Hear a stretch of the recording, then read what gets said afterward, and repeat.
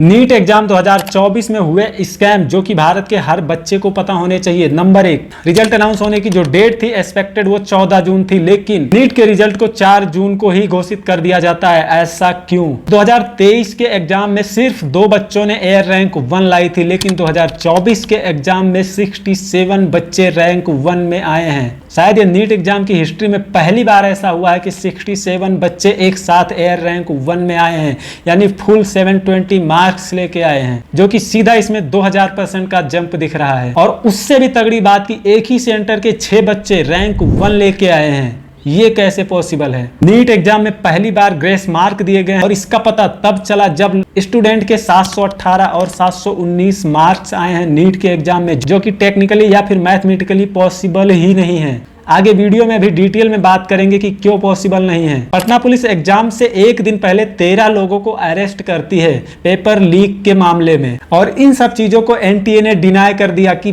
Paper leak हुआ ही नहीं है। आज से 5 दिन पहले यानी 4 जून को इलेक्शन का रिजल्ट चल रहा होता है, और उसी बीच बहुत सारे स्टूडेंट को शायद पता भी नहीं चला होगा, बहुत सारे लोगों को पता भी नहीं चला होगा कि नीट का जो एग्जाम है उसके रिजल्ट लाइव कर दिए जाते हैं। जिनका एक्सपेक्टेड टाइम था वो था 14 जून को नीट का रिजल्ट आने वाला था, लेकिन इलेक्शन के रिजल्ट की आड़ में नीट का जो रिजल्ट है उसको घोषित कर दिया जाता है, यानी 10 दिन पहले ही नीट का रिजल्ट लाइव कर दिया जाता है। ऐसा क्यों? और इस 4 जून को आने वाले नीट के रिजल्ट को देखकर पता नहीं पूरे देश में कितने स्टूडेंट्स ने शायद सुसाइड करने की मन में ठान ली होगी। अगर नीट का एग्जाम री एग्जाम नहीं कराया जाता है तो कितने बच्चों के भविष्य के साथ खिलवाड़ किया जा रहा है। और इस स्कैम का तब पता चलता है जब इस बार इस एग्जाम के रिजल्ट में 718 और 719 नंबर आए हैं, क्योंकि ये मैथमेटिकली पॉसिबल ही नहीं है। क्योंकि नीट एग्जाम की हिस्ट्री में पहली बार ऐसा हुआ है कि एक साथ 67 बच्चे जो हैं वो रैंक 1 लेके आए हैं, क्योंकि इससे पहले हाईएस्ट 3 बच्चे ही रैंक 1 लेके आए हैं। 2023 के रिजल्ट की हम बात करें तो 2023 में सिर्फ 2 बच्चे ही जो है फुल मार्क्स लेके आए हैं, रैंक 1 लेकर आए हैं। लेकिन ये 2024 में ऐसे कैसे पॉसिबल हो सकता है, जबकि यहाँ पर ये बोला गया था कि इस बार का जो पेपर है, जो एग्जाम है, वो काफ़ी ज़्यादा हार्ड लेवल का है, मॉडरेट लेवल का है। और इस स्कैम का पता तो तब चलता है जब 718 719 नंबर आते हैं नीट के रिजल्ट में, क्योंकि इससे पहले जो नंबर है मैथमेटिकली वो या तो फिर 716 आने चाहिए, या फिर 715 आने चाहिए, या फिर 720 आने चाहिए। 718 और 719 आने ही नहीं चाहिए। और इसका पता हमें तब चलता है जब यहाँ पर एनटीए अपनी सफाई में देता है कि एग्जाम सेंटर पर टाइम खराब होने की वजह से बच्चों को ग्रेस मार्किंग दी गई, जिसकी वजह से उनके 718 और 719 नंबर आते हैं। और ये शायद नीट के एग्जाम की हिस्ट्री का पहला ऐसा वाकया होगा जब नीट के एग्जाम में ग्रेस मार्क दिए गए हैं स्टूडेंट्स को। चलिए थोड़ा सा हम प्रैक्टिकली मैथमेटिकली समझते हैं, टेक्निकली, कि क्या 718 719 नंबर कैसे पॉसिबल हो सकते हैं। देखिए, नीट के एग्जाम में टोटल होते हैं 180 क्वेश्चन, और एक क्वेश्चन के 4 नंबर दिए जाते हैं। एक नंबर की माइनस मार्किंग चलती है इसमें। तो अगर कोई पूरे 180 क्वेश्चन करता है तो 180 × 4 इज इक्वल टू होता है 720 नंबर।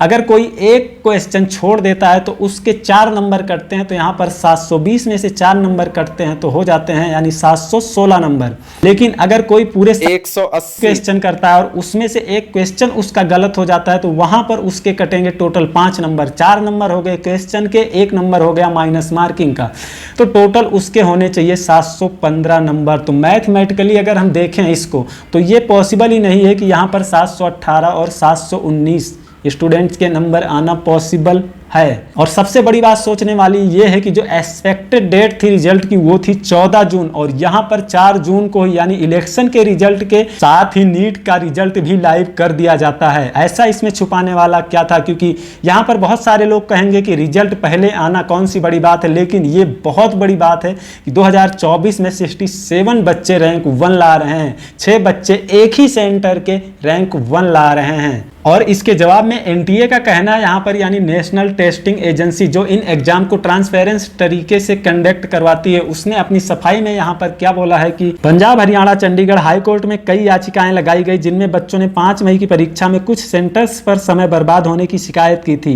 एनटीए ने सीसीटीवी फुटेज चेक करने और जांच करने के बाद पाया कि कैंडिडेट्स की गलती नहीं थी। ऐसे में सुप्रीम कोर्ट के 13 जून 2018 के जजमेंट के आधार पर उन बच्चों को लॉस ऑफ टाइम के लिए कंपनसेटरी मार्क दिए गए। 718 और 719 पाने वाले 2 कैंडिडेट उन्हीं में से हैं जिन्हें 718 और 719 नंबर दिए गए हैं। तो एनटीए ने ये बताकर यहाँ पर अपना पल्ला झाड़ लिया है पूरी तरीके से, क्योंकि यहाँ पर जो अगला मामला वो है कि एक ही सेंटर से 6 लोग कैसे एक साथ रैंक 1 ला सकते हैं। तो यहाँ पर एनटीए का जवाब आता है कि नीट आंसर की 2024 में फिजिक्स के एक सवाल पर 13,373 चैलेंज मिले थे। ये एनसीईआरटी की नई और पुरानी किताब के कारण था। सब्जेक्ट एक्सपर्ट ने एक की जगह 2 ऑप्शन सही बताए। टॉप करने वाले 67 में से 44 को रिवाइज आंसर की और 6 को समय गंवाने के कारण नीट कंपनसेटरी मार्क दिए गए। नीट टॉपर्स पूरे देश से आए हैं, ये कहते हुए एनटीए ने यहाँ पर अपना पल्ला एकदम झाड़ लिया है। तो क्या ये नीट के स्टूडेंट, जो देश के स्टूडेंट हैं, जो नीट की तैयारी कर रहे हैं, नीट की प्रिपरेशन करते हैं, एक अच्छे मेडिकल लाइन में जाने के लिए, एक मेडिकल फील्ड में जाने के लिए, उनकी लाइफ के साथ ये इतना बड़ा जो खिलवाड़ किया गया है, क्या ये सही है या गलत है? क्योंकि 4 जून को इस रिजल्ट को लाइव करना एक सबसे बड़ी बात है कि इलेक्शन के रिजल्ट की आड़ में ही इस रिजल्ट को लाइव कर देना, जिससे कि मामला ज़्यादा उछलेगा नहीं। लोग जो है इलेक्शन के रिजल्ट में फंसे पड़े रहेंगे और हम इस रिजल्ट को लाइव कर देंगे।